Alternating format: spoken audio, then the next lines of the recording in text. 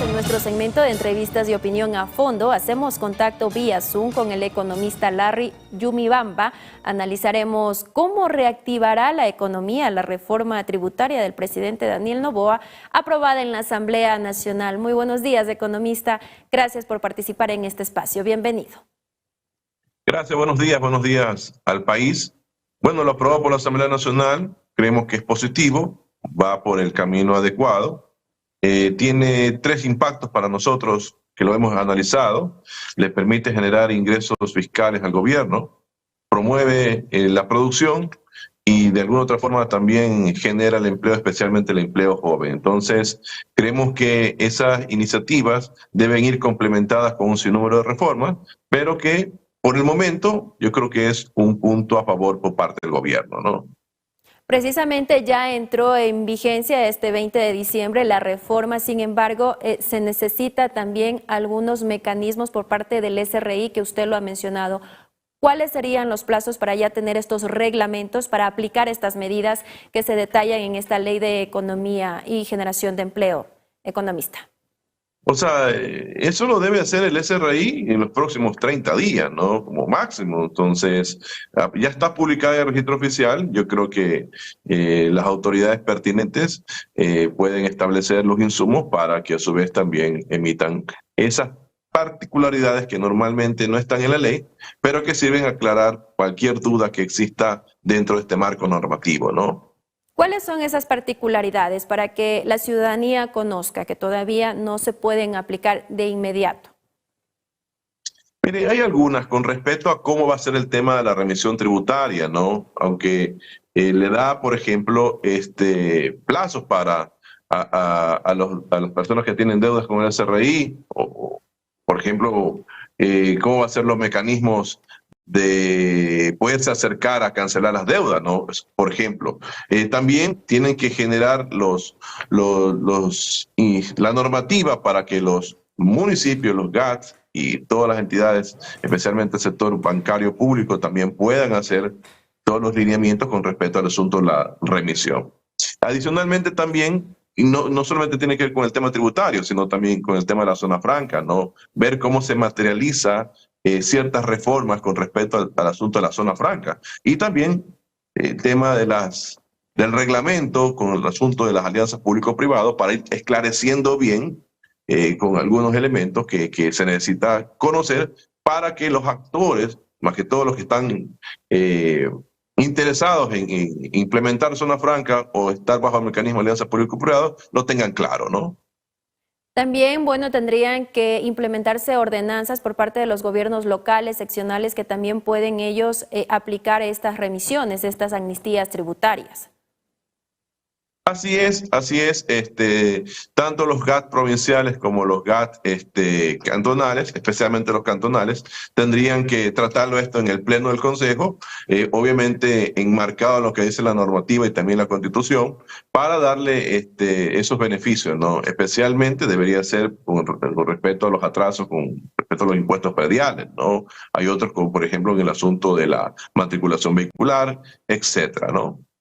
Economista, también hay una situación un poco polémica que de pronto a los deudores de créditos educativos no les convence mucho lo que se ha dispuesto en condiciones en esta reforma tributaria, que es el pago inicial del 50% del capital de la deuda por créditos educativos. ¿Cuál es su criterio al respecto? Ellos de pronto piden que se puede bajar a un 10% o máximo 20% para que ellos puedan cumplir con esa deuda que tienen con la banca pública en cuanto a los créditos educativos.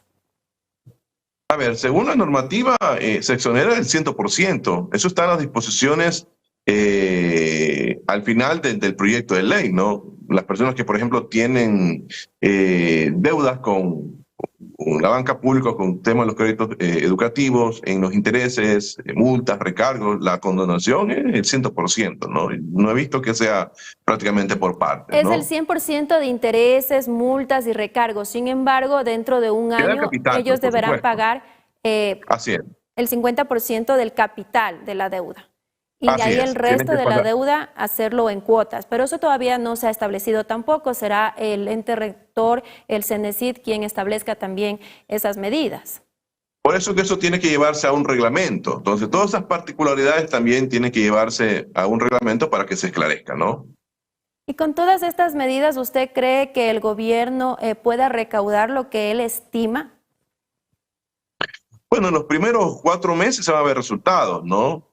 Hay muchos interesados que, por ejemplo, tienen deudas en firme, que tienen recargos sobre intereses, multas, que van a acercarse a pagar. Esto ya ha sucedido años atrás, ¿no? Por ejemplo, prácticamente 5 remisiones tributarias en dolarización y ha generado más o menos 1.000 millones de dólares en este tipo de mecanismo, ¿no? El gobierno tiene un techo un poco más bajo, 900 millones, 800 millones, pero los resultados van a ser inmediatos porque hay gente que le va a interesar pagar la deuda de lo que tiene el capital para que se le pueda, en este caso, condonar los intereses, multas o recargos al 100%. ¿Y será suficiente para lo que está pasando en números rojos, las arcas fiscales del país? ¿Será suficiente estas medidas? O sea, ayuda a financiar parte del déficit fiscal, ¿sí? El gobierno tendrá que buscar financiamiento en los multilaterales, tendrá que buscar financiamiento a nivel de deuda interna. Veo que también le genera un mecanismo de canje de deuda entre el Banco Central con el gobierno. Se le va a ayudar un poco al gobierno a pagar menos en lo que tiene que ver con capital e intereses. De otra forma también es un alivio, ¿no? Pero lo interesante aquí es que también la ley de eficiencia económica, ¿no? Ayuda a combatir la evasión fiscal. Va a haber mayores controles para las personas que no tienen RUC, pero no tienen establecimiento. Va a haber controles en el asunto de la emisión de facturación electrónica y va a haber controles en lo que, a los contribuyentes que no entreguen información.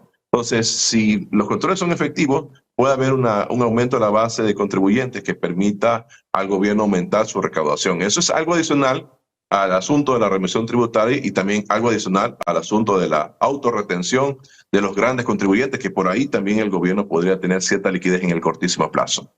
Y otro tema también que nos preocupa acá en el país es la generación de fuentes de trabajo. En este sentido, ¿cuáles son estos incentivos para esta creación de plazas de empleo?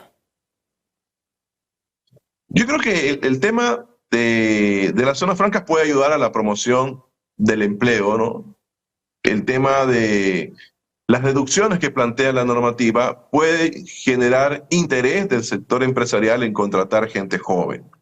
Entonces, vamos a ver los resultados, ya las condiciones están dadas, ¿no? Pero más que el tema de las reformas legales, se necesitan otro tipo, por ejemplo, de mecanismos que ayuden a impulsar la producción. Por ejemplo, reducción de las tasas de interés para el sector microempresarial o el sector de consumo. Que, por ejemplo, el gobierno firme el acuerdo comercial que tiene con China o que tiene con Corea del Sur para seguir ampliando la producción y también la exportación. O sea, la iniciativa es buena. Falta alguna reforma, pero por supuesto. ¿Ayuda a aliviar parte del déficit fiscal? Sí, pero se depende de otras iniciativas. ¿Para qué? Para que la economía pueda crecer al 3% el próximo año. Las proyecciones del Banco Central son de apenas el 0.8%. Y si la economía crece al 3% el próximo año, podría aumentar la recaudación tributaria en más o menos 1.200 millones adicionales a lo que plantea la remisión. Entonces, está bien la normativa, ayuda, pero si se concentran especialmente en el crecimiento, puede aumentar aún más la recaudación tributaria y puede depender menos de la deuda, ¿no? Que ese debería ser el objetivo del gobierno central, ¿no? Me llamó mucho la atención que usted ha mencionado esta propuesta de reducir la tasa de interés. Es lo que escucho a varios economistas consultados, entrevistados. ¿Por qué cree usted que estas medidas no aplica ningún gobierno, esta reducción de tasas de interés? Porque la Junta de la Política y Regulación Monetaria no lo quiere hacer, así de sencillo. Hicieron una nueva metodología que automáticamente blinda a que no bajen las tasas de interés. Se ha demostrado, y no lo digo yo, lo dice el gerente del Banco del Pacífico, que existen altas tasas de ineficiencia organizacional. ¿Qué significa esto? Un aumento excesivo del gasto operativo, que es un componente para la determinación de las tasas de interés. Entonces, el gobierno en el cortísimo plazo debería hacer una revisión a la metodología del cálculo de la tasa de interés activa. Pero más allá de eso, hay algo interesante también que está en la ley de eficiencia económica, que va a permitir el establecimiento de zonas francas para el sistema financiero. Y ojalá sirva como incentivo para atraer la banca extranjera al país. Entonces, a mayor competencia bancaria, también pueden bajar las tasas de interés, pero eso sería ya en mediano y largo plazo. ¿Y cuál sería también el alcance con este punto de las retenciones a los grandes contribuyentes? Se habla de 499 empresas.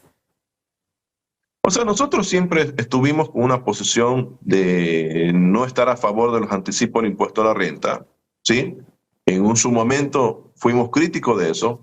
Esto algo se parece, ¿no? Algo se parece, pero dada la situación fiscal, el gobierno puede optar por tener ingresos en el cortísimo plazo a través de la autorretención que hagan las empresas grandes, ¿no? Pero hay que entender una cosa, esos recursos es anticipo de lo que ellos tienen que pagar del impuesto a la renta ya a partir del año 2025.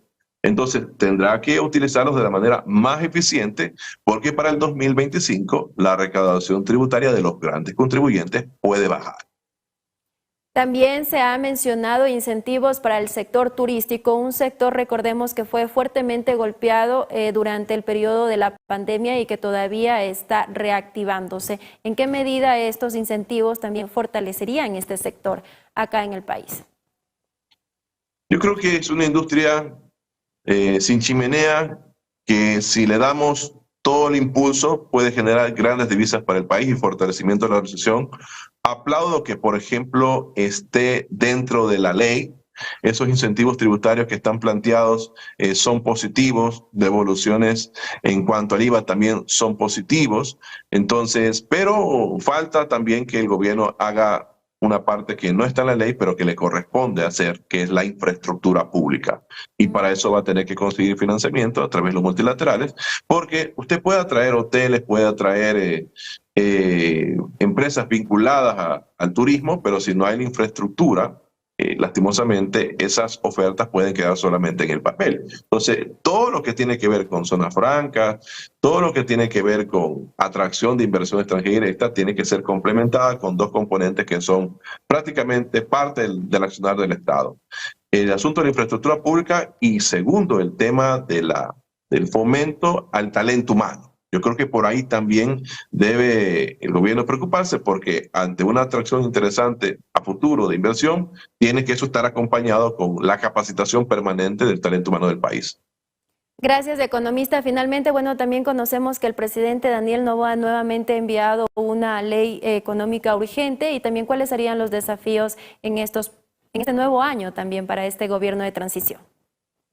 Pero yo considero que la matriz energética debe de continuar, sea por el sector público, sea por el sector privado. Lo interesante es que se siga ampliando la oferta de energía en el país, sea energía, especialmente la renovable, entonces, pero tiene que tener un objetivo. ¿Y cuál debe ser el objetivo? Que baje el costo de la energía en el país para que ayude al sector empresarial y también ayude a las familias. Y especialmente al sector empresarial, ¿por qué? Porque esto va de la mano con el asunto de la eliminación gradual del subsidio a los combustibles.